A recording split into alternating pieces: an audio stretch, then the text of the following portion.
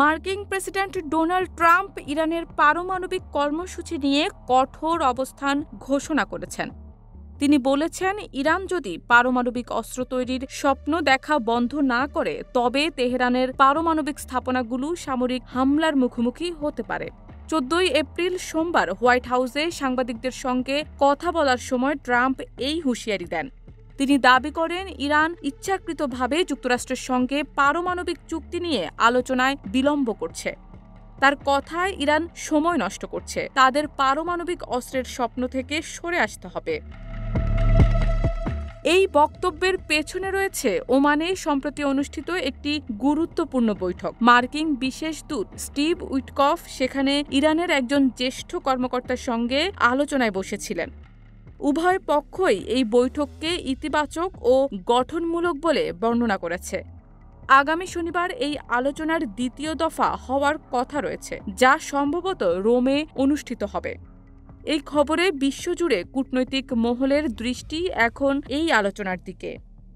Iran ও যুক্তরাষ্ট্রের মধ্যে পারমাণবিক ইস্যু নিয়ে উত্তেজনা নতুন কিছু নয়।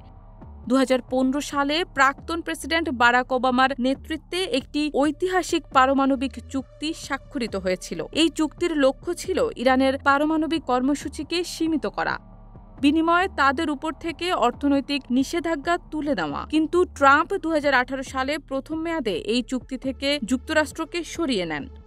তিনি দাবি করেছিলেন, এই চুক্তি যুক্তরাষ্ট্রের স্বার্থ রক্ষা করতে পারেনি। এরপর থেকে দুই দেশের মধ্যে সম্পর্ক আরও তিক্ত হয়েছে।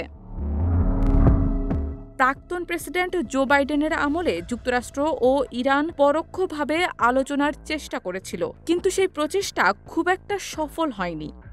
এবার ট্রাম্পের নতুন মেয়াদে আবারও আলোচনার দরজা খুলেছে। তবে তিনি স্পষ্ট করে বলেছেন, ইরানের পারমাণবিক অস্ত্র তৈরির কোনো সম্ভাবনা তিনি মেনে নেবেন না। তার কথায়, ইরানকে পারমাণবিক অস্ত্র থেকে মুক্ত থাকতে হবে। এটা আমাদের জন্য গুরুত্বপূর্ণ। ইরানের পক্ষ থেকে এখনও ট্রাম্পের এই হুঁশিয়ারির বিষয়ে সরাসরি কোনো মন্তব্য আসেনি। তবে তেহরান বরাবরই বলে আসছে, তাদের পারমাণবিক কর্মসূচি শান্তিপূর্ণ উদ্দেশ্যে অস্ত্র তৈরির জন্য। এই দাবির সত্যতা নিয়ে পশ্চিমা বিশ্বের সন্দেহ থাকলেও ইরান এই অভিযোগ বরাবর অস্বীকার করে আসছে। আগামী শনিবারের বৈঠক এখন পুরো বিশ্বের নজরে। এই আলোচনা কতটা ফলপ্রসূ হবে তা নিয়ে অনেকের মনেই প্রশ্ন উকি দিচ্ছে। ট্রাম্পের কঠোর অবস্থান এবং ইরানের নিজস্ব জেদের মধ্যে কূটনীতি কতটা জায়গা করে নিতে পারবে তা সময়ই বলবে। তবে একটা বিষয় পরিষ্কার, ইরানের পারমাণবিক কর্মসূচি নিয়ে উত্তেজনা এখন তুঙ্গে। তবে প্রশ্ন থেকেই যায়, এই দ্বন্দ্ব কি কূটনীতির মাধ্যমে সমাধান হবে, নাকি মধ্যপ্রাচ্যে নতুন সংঘাতের সূচনা হতে চলেছে?